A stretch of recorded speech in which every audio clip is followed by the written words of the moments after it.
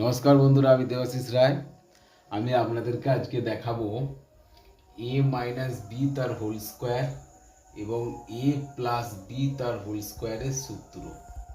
আমরা প্রত্যেকেই জানি এটা এ মাইনাস বি তার হোল স্কোয়ারের সূত্র এ square minus two A B plus b square, R A plus B তার হোল স্কোয়ারের সূত্র এ square plus two A B plus b square. আমরা যদি এটা ভুলে যাই সূত্রটা, তাহলে আমরা এটা কিভাবে করব? এটা দেখুন, এ মাইনাস বি তার হোল স্কোয়ার মানে কি?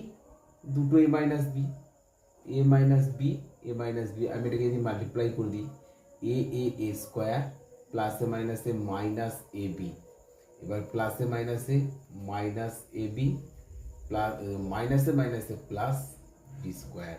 তাহলে কি দাঁড়ালো? এ square minus two A B plus b square. তাহলে কিভাবে এই সূত্রটা এলো? আমরা যদি ভুলে যাই এটা square minus two b plus b square, তাহলে আমরা এই মাইনাস বিকে এ মাইনাস বি দিয়ে গুণ করলে এই সূত্রটা আবার পেয়ে যাব। এবার তাহলে নিচে আছে এ প্লাস বি তার হোল স্কোয়ারের সূত্র। এ প্লাস বি তার হোল স্কোয়ার মানে এ প্লাস বি ইন্টু এ প্লাস বি। তাহলে এটা কি করে আসছে? এ এ এ স্কোয়ার প্লাস এ বি হলো প্লাস এ বি প্লাসে প্লাসে প্লাস বি স্কোয়ার।